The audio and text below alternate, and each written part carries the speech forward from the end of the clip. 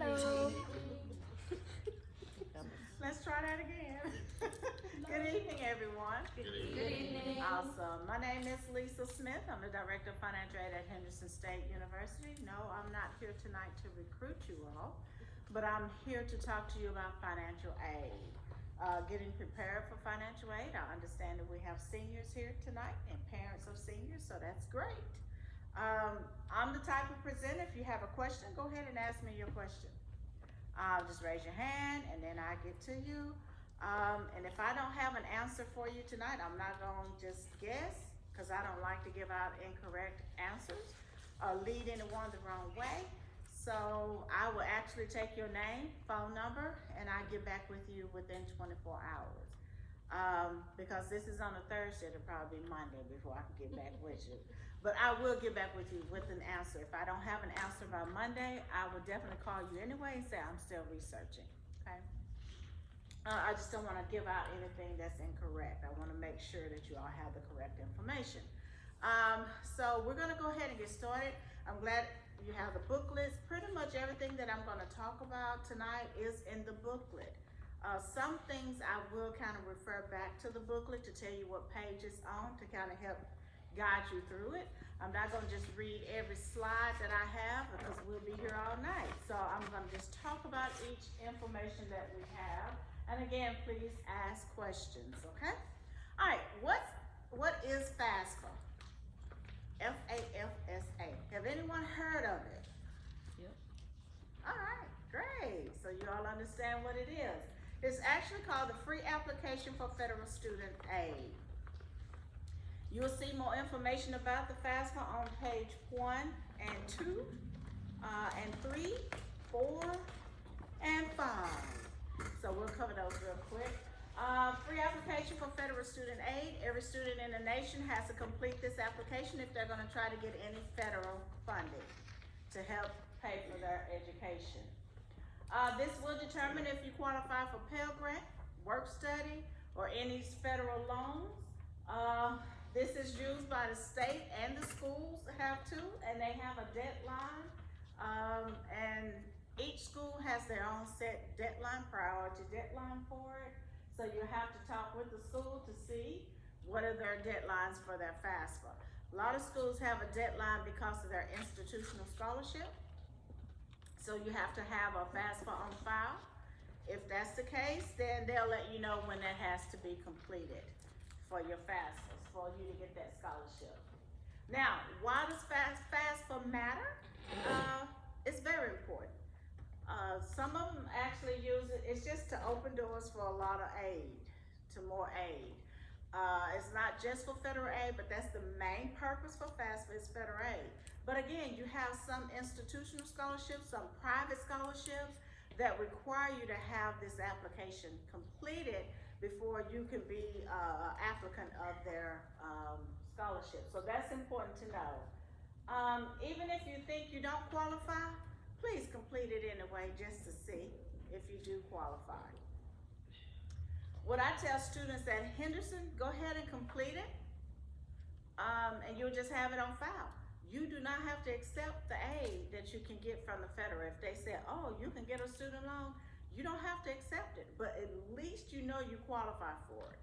And let's say something happened and funds get a little funny because you had some emergency that came up and it took a lot of the money, then you still have that still sitting there waiting on you to accept it and you can receive it. So it'll be there for the entire year.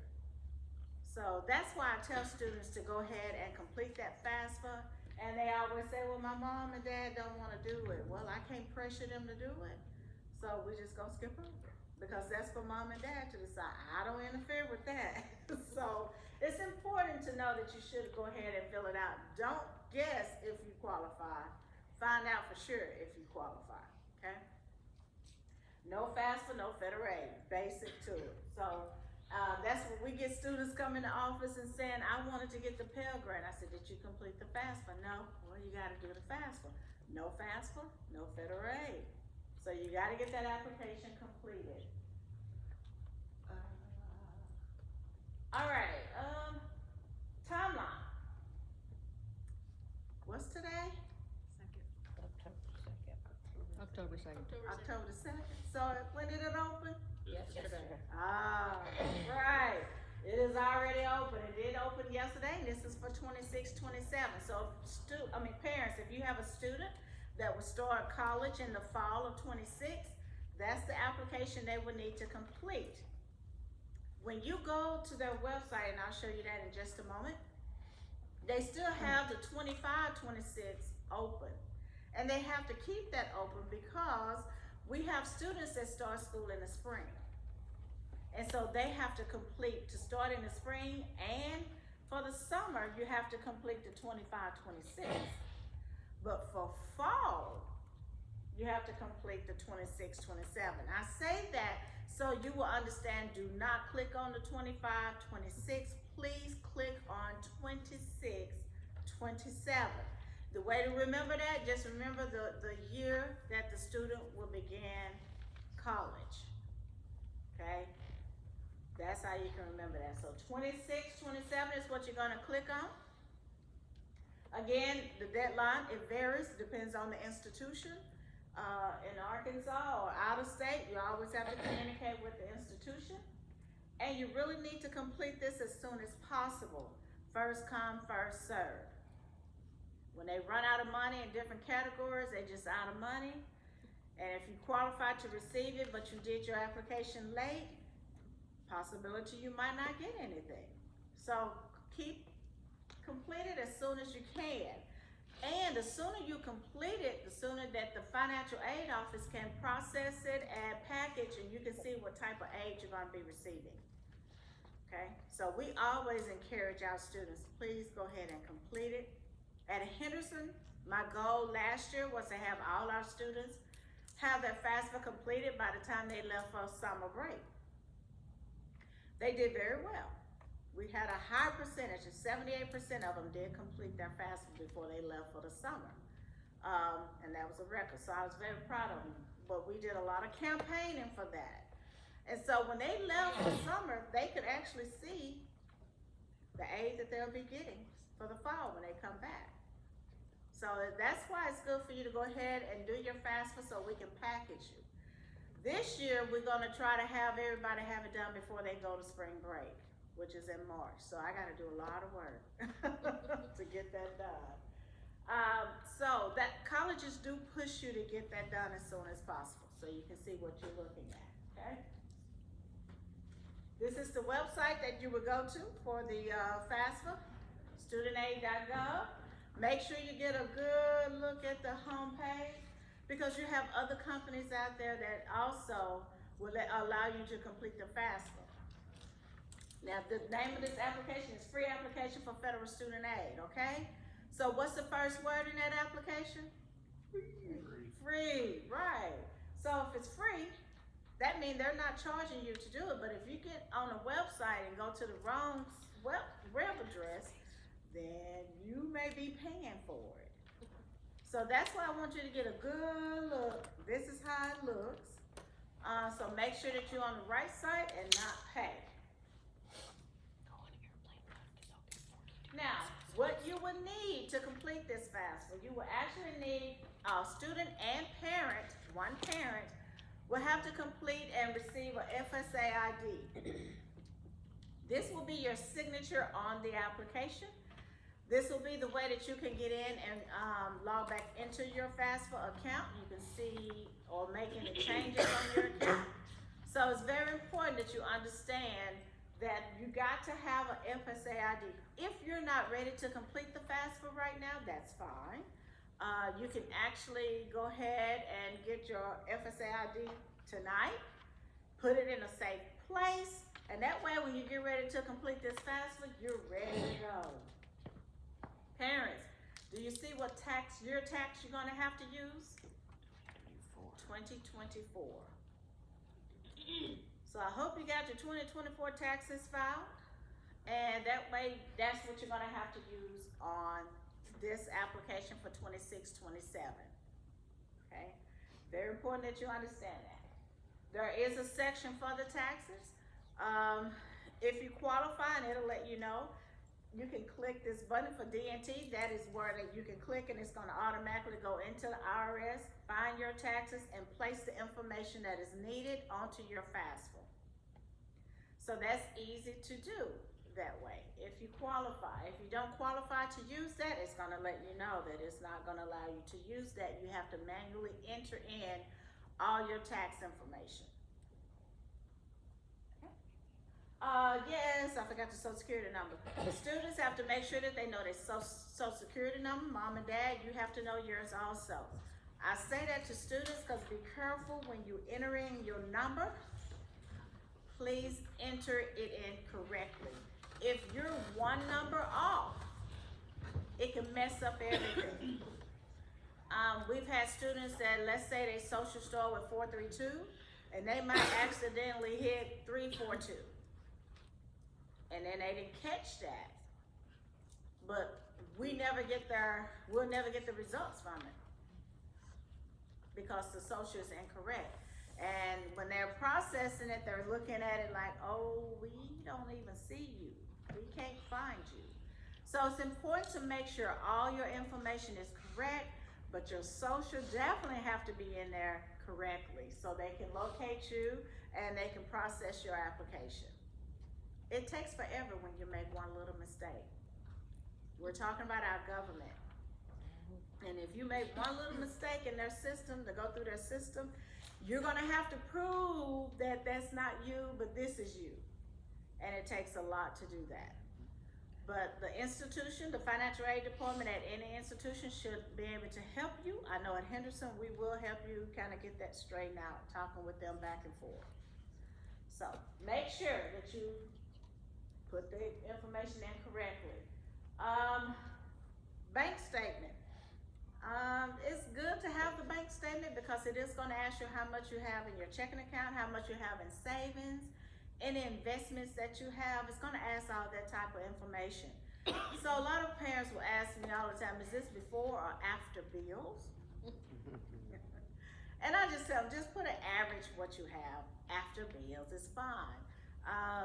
It's not like they're gonna snoop in your account. Now you put that you got $1 million in there and then they see that you only making $50,000 a year, yeah, they're gonna look in, they're gonna question that. But just kind of put an estimate of what you have in your checking account, savings account after you pay your bills.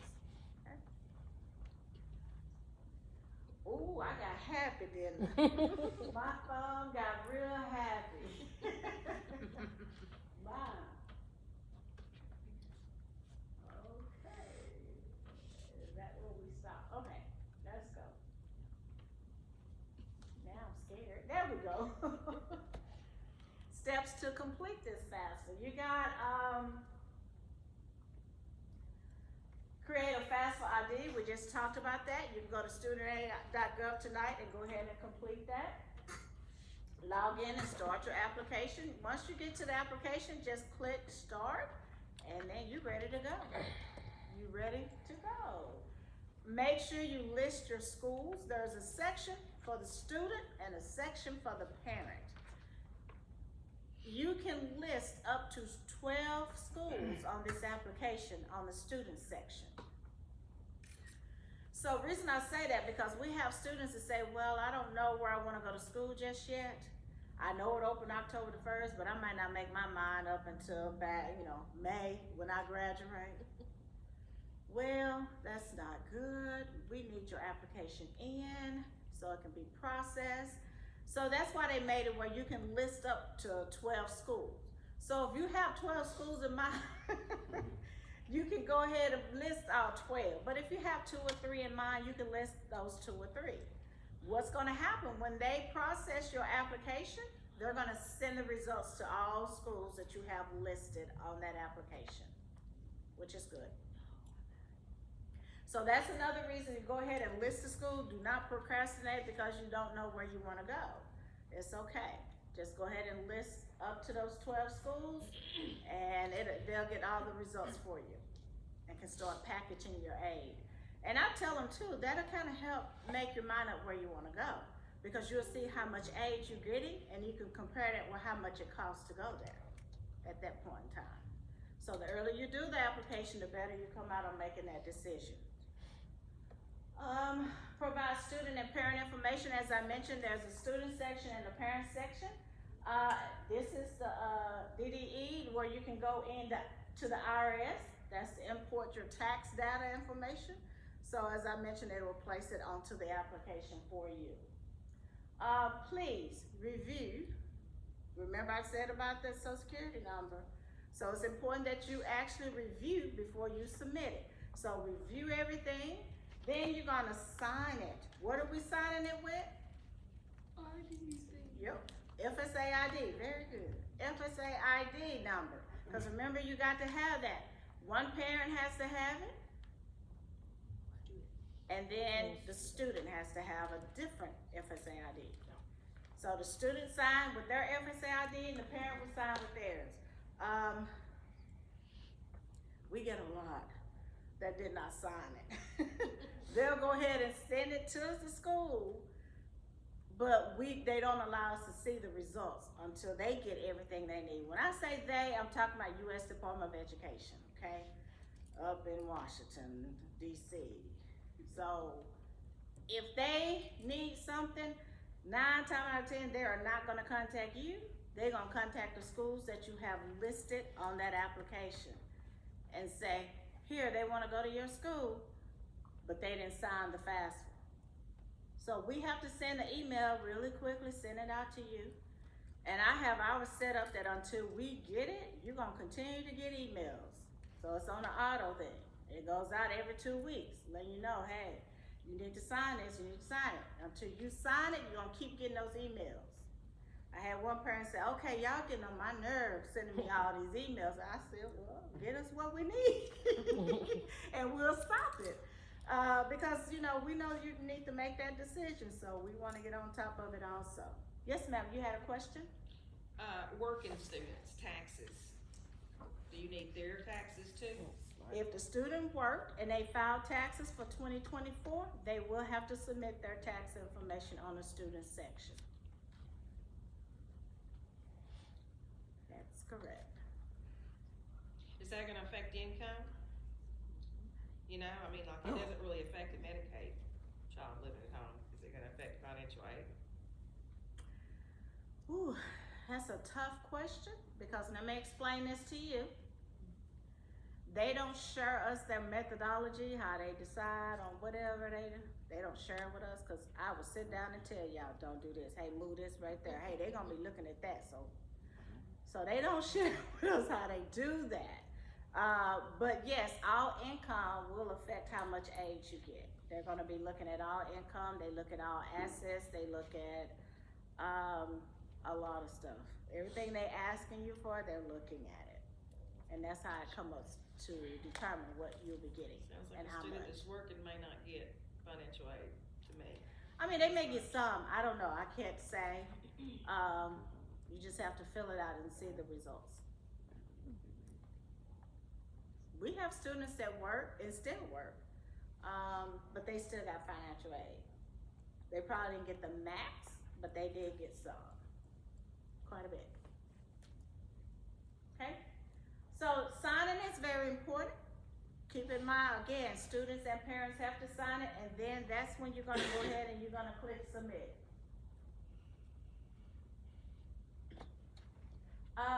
Common mistakes. This is something that you can avoid. Missing deadlines.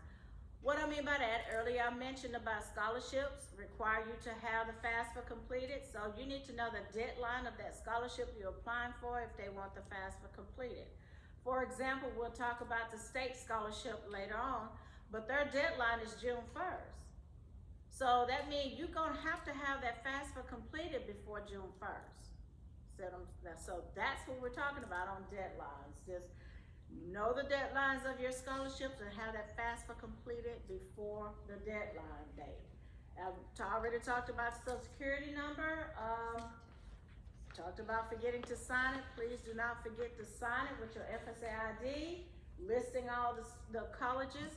We've had some students that come to Henderson and they didn't even put anything, any colleges in.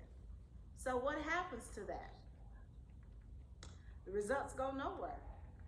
U.S. Department of Ed don't know where to send it. They just like, oh well, we'll process it, but we can't send it anywhere.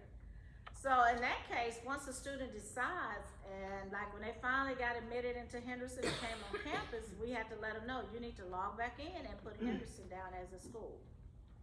And at that point, that's when we finally got the results on that student. So always list the school, okay? And you can always go back in and change. If you decide to go to school B, but you only, school C, and you only put A and B on there, you can always go in and add a school on there. Don't worry about taking a school off, because they'll get it, and if you never enroll, they'll just remove you off of their system. Let's move on. After financial aid, what happens? Once you submit your FAFSA, you're gonna get an email. And it's going to the email that was put onto this application. That email, the first email you're gonna get is just gonna say, thank you for submitting your FAFSA application. Okay, that does not mean it's been processed. That's just saying, yeah, we got it, okay? But if I was you, I would save that email somewhere, just in case something happened and they say they never got your application. You have proof that you did send it. Once they have processed your application, they will send you another email letting you know it has been processed and here are your results. And then you can see what you'll be getting. So when you get that email, the second email, that's when the school will get your information and they can start packaging your aid. Keep that email also in a safe place. Students have gotten that email. They come in the office and they say, I don't think all my aid is on my account. Okay, let's pull it up. We pull it up, we look. I say, I don't see any federal. Did you do your FAFSA? Yes, I did. We don't have it. Do you have Henderson down? Yes, I put Henderson down. Okay, we don't have it, so did you get an email to say it's been processed? Yes, I got that email, but I deleted it. I can make a phone call, but then it's hard to prove that to them. So always keep that email that say it has been processed. Now, do your application get hung up somewhere? Yes, it does. So much so, because keep in mind, every student in the nation, every student that's going to college, even the freshmen all the way up to seniors have to complete this FAFSA. So you're gonna have to do it each year. Every student is completing this FAFSA. So yes, it's gonna get hung up sometime. You're talking about millions of people of application going through a system. So they even created a separate system for us, for the schools. So if we don't see your FAFSA, we can go in and see if we can pull it manually, pull it on in. That's not technical talk, but I just like to talk it so you all will understand how it works. So that's what we can do, is log into this separate system. If we see it in there, it could be something that's hanging it up or something that they need and they just never send it over to the school. We can pull it in, place it on our system. And if you still need additional documents, we'll let you know that. So that happens. So that's why it's good to keep that email. Verification. Don't panic if you're selected for verification. Every school has a certain percentage of their student that will be selected for verification. That does not mean that you did something wrong on a FAFSA. It just means the U.S. Department of Ed is saying, hey, will you check this? Just look at it. Verify for us that this is correct. So in that case, what we do is, again, your aid will not show up. It cannot disperse out until this has been satisfied. So it's on our system.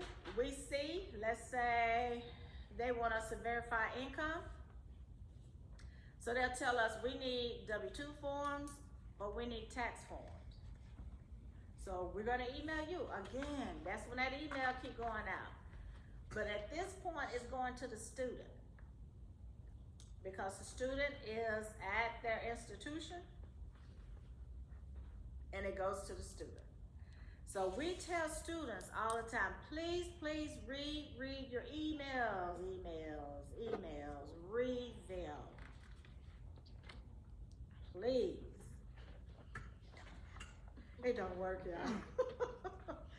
But I would like for all the students to read their email, because you're gonna keep getting that email until it is satisfied. Government says we're not releasing the funds until we get it. So please, parents, encourage your students to read their email. Read your school email. So don't panic, that's all it is. And then we have a way that you can upload the documents and get it back to us. We will look over it, make a little verbiage to U.S. Department of Ed, let them know, hey, we're okay with it if you guys okay. They did submit the documents. It does add up to what's on their FAFSA, we're good. Then they'll say, okay, here's the funds. So that's how it's processed. So if you are selected for verification, don't panic. You did nothing wrong. It's just they want us to verify. And like I said, each school has a certain percentage that you actually will have to go through verification. Okay.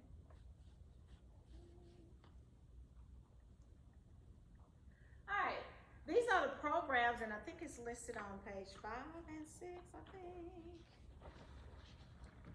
No, I was wrong, 4 and 5.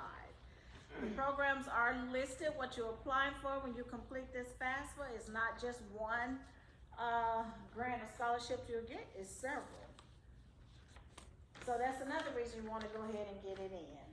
So you got the TEACH grant, of course, if you're going into education. You got Iraq, Afghanistan, then you got SEOG. You also have work study. Work study is actually where a student actually works on campus and they will get a paycheck. Once a month. We don't tell them what to do with that paycheck. And mom and dad, if y'all tell them what to do with that paycheck, that's different. I don't interrupt with that. But it's for the student. They have to work so many hours a week and they'll get a paycheck once a month. But you can't work in federal work study if you don't have a FAFSA on file. That's another reason to complete that FAFSA. Okay, here's some more. Got the Pell Grant. I know you probably heard of the Pell Grant. Then you got the loans, subsidized, unsubsidized, and the PLUS loan.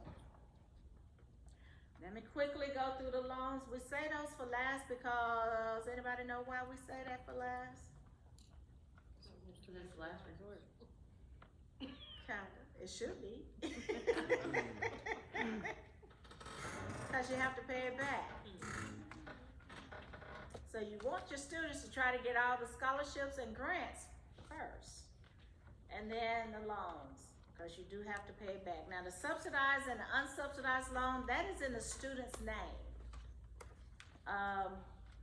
So therefore the students are responsible for that. The difference between the sub and the unsub is government pays the interest on the subsidized loan. So while the student is in college, at least half time, the government will pay that interest. Student loan interest accrue daily, every day it accrues interest. So government pays the interest on the subsidized, they do not pay the interest on the unsubsidized. Can you get both? Yes, you can. Now how the unsubsidized work is, the government don't pay it, so therefore the lender will send a statement to the student or whatever address is on file every 3 months. And they ask you to pay the interest. It'll be interest for 3 months. Now, do you have to make that interest payment? No. But if you don't make the interest payment, it's gonna cap into that principal. Then it's gonna accrue interest all over again. So if you borrow $2,000 on unsub, and you get that interest statement to say, hey, you owe $50 for 3 months, and you say, I'm not paying that, then what's gonna happen is gonna cap, instead of $2,000 that you owe back, you owe $2,050. But then guess what? interest gonna start accruing on that $2,050. So you're gonna owe even more back. And think about it, you got 4 years of college to get a bachelor's degree. So think about that. So should you pay the interest? Should you not? That's up to you all. Okay? Plus loan. This is a parent loan for undergraduate students. So therefore, it's in the parent's name. The parent is responsible of making payments on this plus loan. You have no grace period.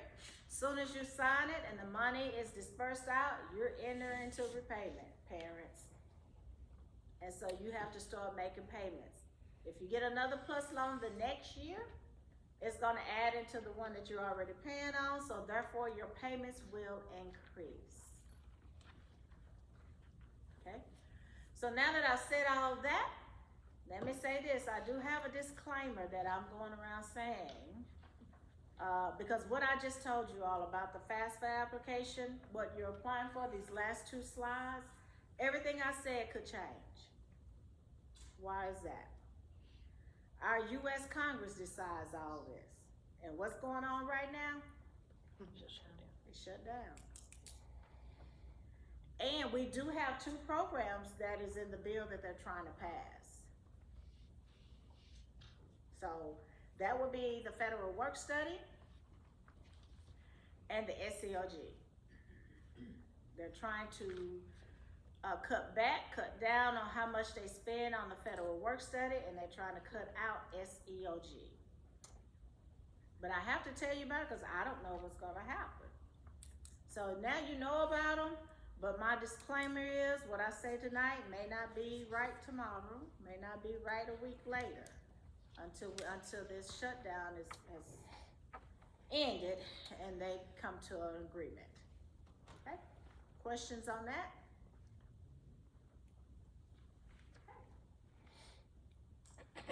All right, dependency. I know I talk to many students, and I go around high schools doing this presentation. I would always say, now let me see the hands of the high school seniors that are present tonight. Okay. How many of you think you're grown? Keep your hands up. Come on now. This is what happens. But if I go in their English class and I talk, every hand goes up. And that's because parents are now sitting beside them. They're not gonna say that with the parents around. But here's the thing. Our government says, oh, we don't consider you grown unless you follow one of these categories that we have listed. The main one that I get a lot of questions about is age 24. So parents, they don't consider your student as grown until they turn 24. So your information is gonna have to be on their FAFSA until they turn 24.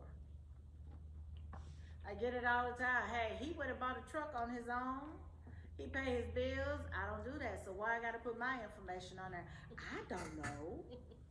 That's just what they told us, and we gotta go with it. So this is important to know that you have to have your information on that FAFSA until they turn 24. Now, once they go beyond a bachelor's degree, so when they go for their master's, no, you do not. That's fine. We can work that out. They do not have to have their parents' information on the FAFSA once they get a master. And I can tell you why. They're saying these verbiage, but I'm going to tell you why.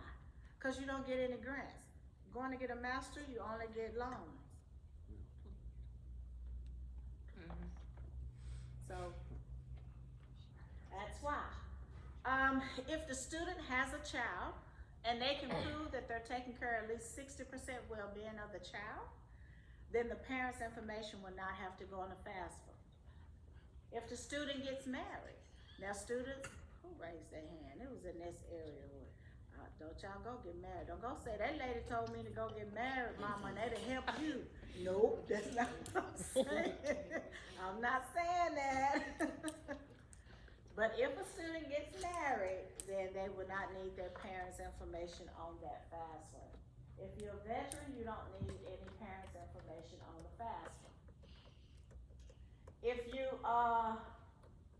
you're currently serving as active duty, you don't need any information on the FAFSA but yours. If the student turned 13, but both parents are deceased, we won't need any information on that FAFSA. Now, let's say that we have a student that is 18, but both parents are deceased.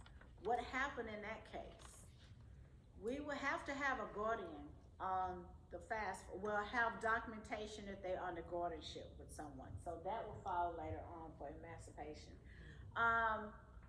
But you don't have anyone else. If you are under legal guardianship, you don't have to have anyone but the student information on that FAFSA, okay?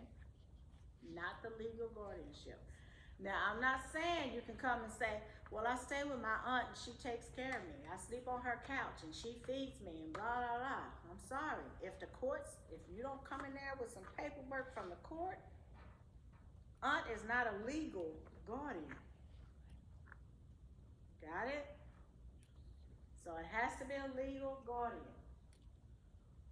If the student is homeless, now students don't go to college and then go to the financial aid office and say, I'm homeless, and think we're gonna just say, okay, you still got to have documentation that you're homeless. And you cannot say, well, I don't live at home, I live in a dorm, so I'm homeless.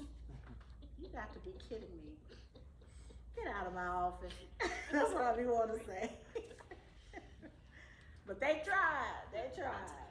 So no, we have to have documentation that you actually are homeless. And if you are homeless, you can let us know and we'll give you a list of documentation that you will need to submit. And every financial aid office is that way. They will work with you. Now, final tips and resources for the FAFSA. Keep in mind, you have to complete this every year that your student is in college.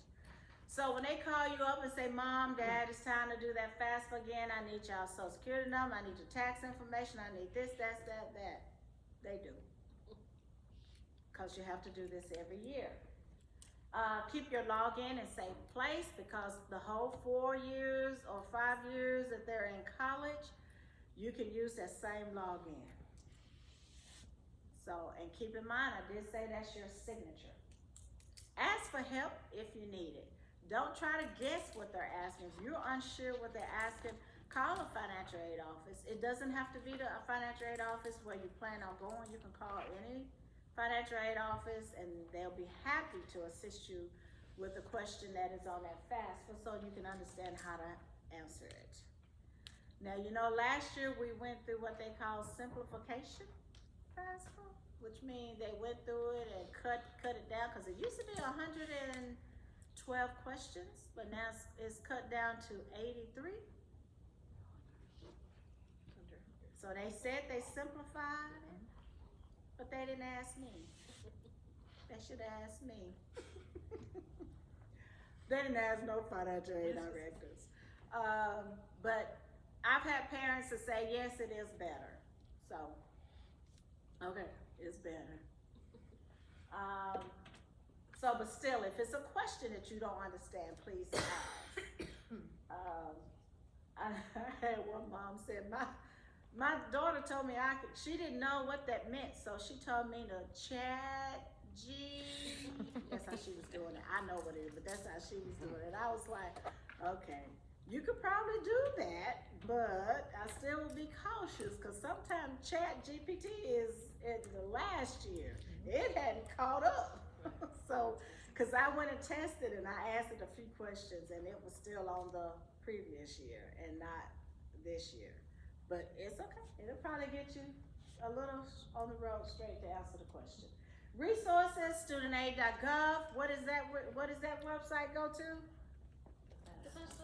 FAFSA, exactly. Financial aid office. I always ask questions if you have any questions. Okay? Any questions over the FAFSA?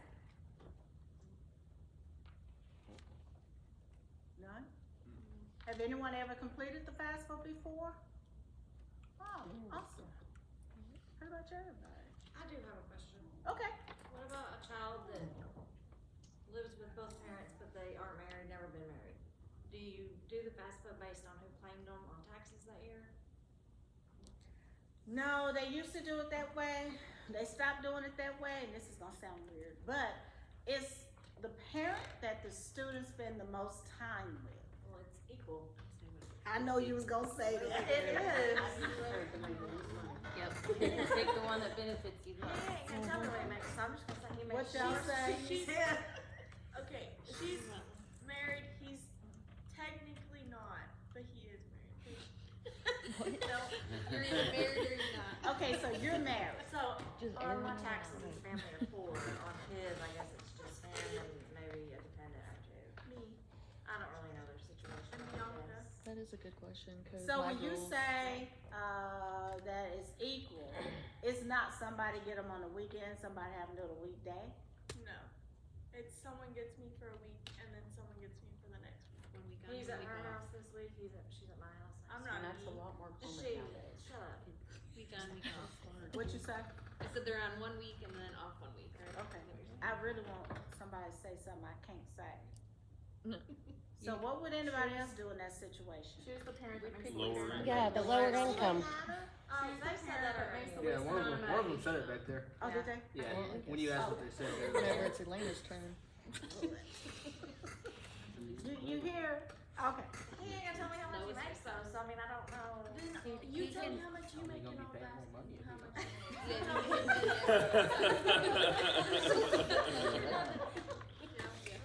He works for that. Yeah. I literally, I can only look up his. But she did make, that was a good She's gonna have question. gone through this Thank you for all. asking that question. But I will say this, I do get a lot of questions about, we're divorced. My parents are divorced, so who gonna be on my FAFSA? Same answer that she gave you, okay? Whichever one benefits the child. Cause it's gonna ask, now, I also get, my parents are divorced, but my mom remarried, I live with my mom. No. So on the application, it does say father, stepfather, mom, stepmother. Well, mother, stepmother, sorry. So if the parent is living with one, the student is living with one parent, then, and they married, they have to put that step parent on there. I always get, but my stepfather does nothing for me. He's in the household. He's contributing to the household. That's how they look at that. So yes, the step parent would have to be on there. If I have a step parent that was in the military, would I still qualify for all the military benefits? Good question, but you have to ask the military. I can't Okay. answer that for that, yeah. I think it's some special paper that has to be done, but I'm not 100% sure. But I've seen where it has happened. Don't know how, but it has. But right now, they're completely shut down. I don't even think you can call and ask. That section is shut down. Yeah. Alright, so any other questions on that FAFSA? We understand the parent situation.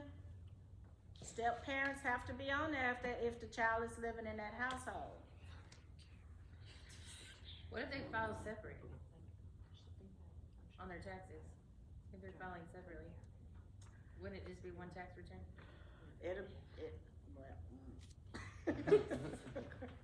It used to be, Okay. but since they simplified it, if he's in that household, if that step parent is in the household, and the student is in that household, he would still have to be on there, and they're gonna pull both taxes information.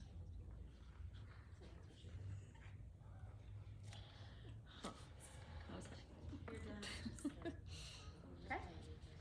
Alright, let's talk about some state aid. I got trigger happy again. You ready to go, aren't you? No. She's like, I don't blame you. Of course not. I love coming to Fountain Lake. I really do though. Okay, trigger happy.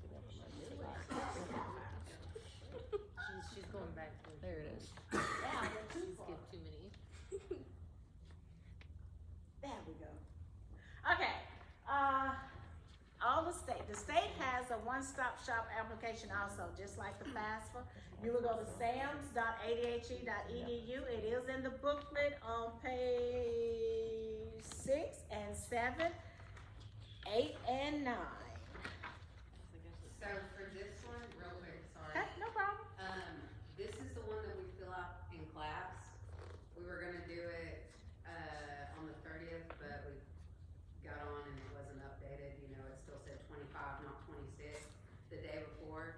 So I will either be in class tomorrow or next week. So Did you we check it finish today? Well, I had a student, we checked it and it went through. Okay. So it's working now, it just wasn't updated when we started to do it, Yeah. so. Y'all don't have to worry about doing it at home, we're gonna do it in class. Okay, so what I'm gonna do is tell the parents what they're gonna do in Yeah. class. No, explain it all, please. I'm gonna Just let them explain know. it. All right, so y'all thought y'all was getting out of here. No.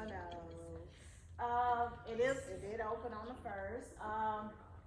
This one is gonna actually search all the state, cause the state has several scholarships for students. So it's a one-stop shop application. You fill it out, it's gonna let you know what scholarships they qualify for, and then they submit that individual application, okay? Which they will do that in the class. Please, when you complete this application, students, please share with your friends. Do not use your high school email address. Why is that? It's going away. Access it after. That's right. You do not have access to it after you graduate. So if you don't have access to it, how are they gonna communicate with you? So you have to use your personal email address. Google, Outlook, Yahoo. yeah, there you go. Yahoo, Gmail, all that. Use one of those. You got to use one of those. So they can still communicate with you after you graduate from high school. All right, you have to be a U.S. citizen. You have to be an Arkansas resident. You must attend an Arkansas institution. You cannot take our tax dollars out of Arkansas. Everybody got that? But if you're thinking about going out of state, still go ahead and complete that application. Because if something happened and then you don't go out of state and you decide to go to an institution in Arkansas, you will still have your application on file and you go ahead and get the funding that you qualify for. So go ahead and do that. You must have satisfactory academic standing. Once you're in college, you have to meet that to get it renewed. And I'll show you what they call that in just a moment. I promise y'all, I'm not ready to go. Alright, this is how you qualify for the academic challenge. We're gonna talk about the Arkansas Academic Challenge. This is what people know as the lottery scholarship. This is on page 7. Yes. Yes, okay. Page 7. This is for 26-27. The reason I'm saying that because there's some changes made in it, okay? So for now, you have to have a 19 on the ACT or one of these at the bottom. If you take the SAT, it has to be a 990 or AccuPlace, it has to be a 246. So you have to have that 19 or the scores on the other. Or if you can't make the scores, you have to have a 3.0 GPA. And you must be receiving a diploma. That's important to understand because that's all new. In the past, it's just been a 19 on the ACT. But now, if you can't make that 19, they will accept a 3.0 high school GPA and your diploma. Okay? So again, you know the different tests that you can take other than the ACT. Now we're gonna talk about how you get it renewed, because you do get it for the first year. You can get it up to 4 years, up to 120 hours, which is 8 semesters. But they do have criteria for you to get it renewed. So freshmen, your first year in college, that first semester, you have to be enrolled in 12 hours. Not only enrolled, but you have to complete 12 hours, okay? That second semester, you will complete 15 hours. So your first year, they want you to complete 27 hours with a 2.5 GPA.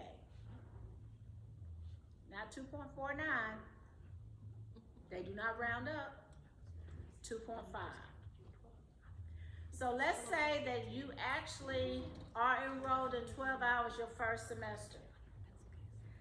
You go to class, you've been to class for a week, and you say, Mom, Mr. Jones don't like me. I know I'm not gonna pass that class. I need to drop that class. And so Mama gonna say, okay, do what you gotta do. No, Mama, don't say that. What I need you all to say is, that's fine, but is that gonna allow you to lose your academic challenge?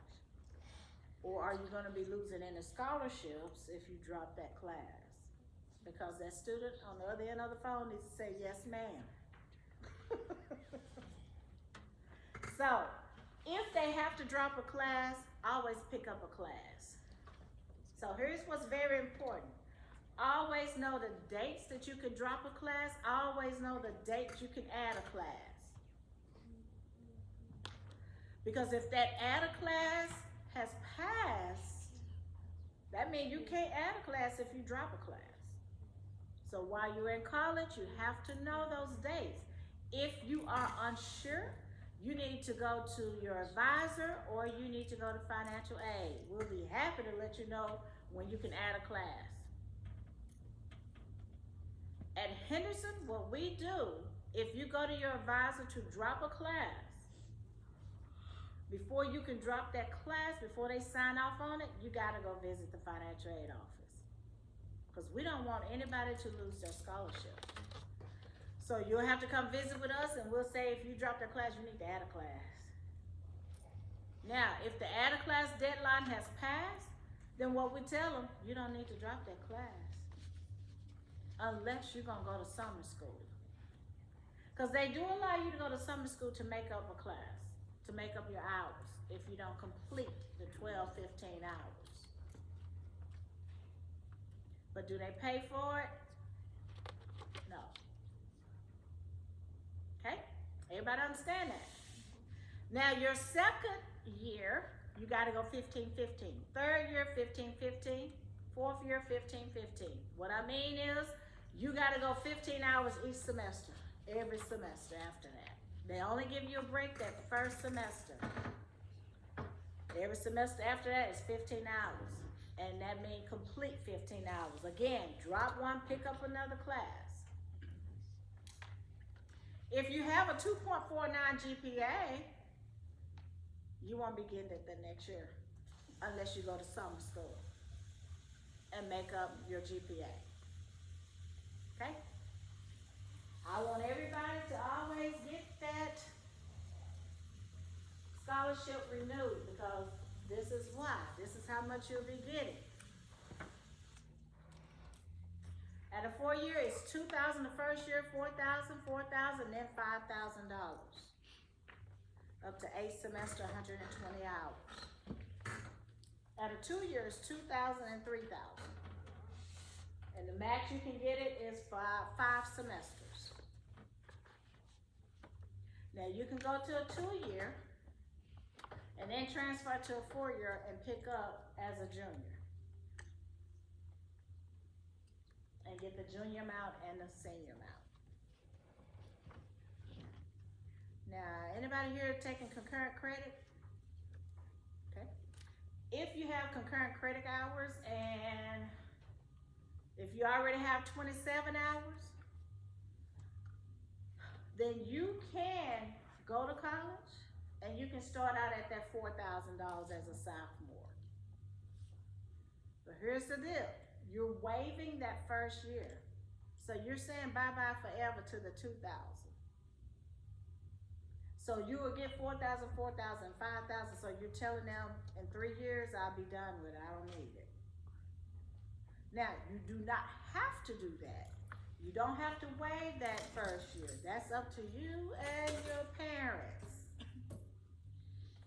But again, if you do waive it, you're only gonna get it for the 3 years. If you don't waive it, you just start out and you get it for those 4 years. But let's say you graduate early from college, because you got those 27 hours, or you got some college hours and you may graduate early. If that's the case, if you graduate your junior year, you can still get $5,000 for grad school. But you have to go right to grad school with no break. Okay? Questions on that? Yes, ma'am. She will be graduating high school with an associate's degree. So if she were to get this, how would that affect? Would that start her at the junior and then she's dismissed from the first 2 years? It's up to her. If she Okay, wanna so that would start, still be an option then, 4 years. would still be right, an but option. here's the thing, they only gonna let you carry over 1 year. That's the problem. So like if she's starting in with 60 hours. Yeah. She can, and if the school will accept all 60 hours, then she will start as a junior, so she will only get the 4,000 and the 5,000. Okay. Because she started in as a junior. And the problem is, if the school do deem her as a junior, that's how they gonna pay it. Okay.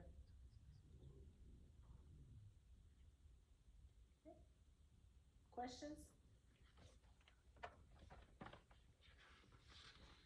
Academic challenge, you have to have that FAFSA completed for the academic challenge. Now, this is the academic challenge plus, which is something totally different, but you don't have to apply for it because you're gonna have your FAFSA completed and you got the challenge application completed. What the challenge plus is, if you get the max of the Pell, then they're gonna give you more money. Okay, so the max you can get is 5,000, which is 2,500 a semester. So if you go back, that other screen I had up, the first year, can anyone tell me how much you get the first year out of 4 year? 2,000. So if you get full Pell, then you will get not only 2,000, they will give you an additional 3,000, which will be 5,000 for the year, 2,500 for the semester. Make sense? So when you get the next year 4,000, then they'll give you additional 1,000. Just always remember 5 is the max. So that's what they call academic challenge plus. Now once you get in your 7th or 8th semester, you can be enrolled as a part-time student and still receive your funds. But that's only because if you have in your 7th and 8th semester, which is your senior year, if you have taken all the classes that you have to take to get your degree, but then they said, oh, but you need 1 more class, then you have to really be half-time, which is 6 hours, then you'll still get the full amount.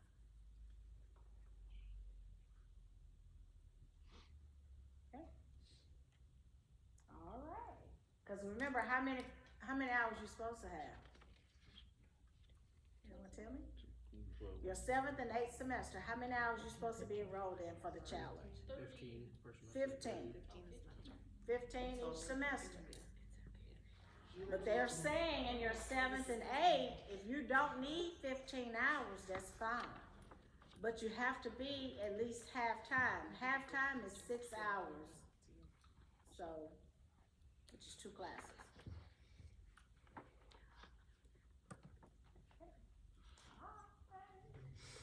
Deadline, June 1st. So therefore, you got to have that FAFSA completed by then, and your application submitted on the state by June 1st. This is our contact information. If you would like to contact Henderson Financial Aid Office, if you have any questions later on, feel free to give us a call. We'll be happy to assist you any way that we can. Any questions for me tonight? I hope I didn't hold y'all long. Oh, right on the dot.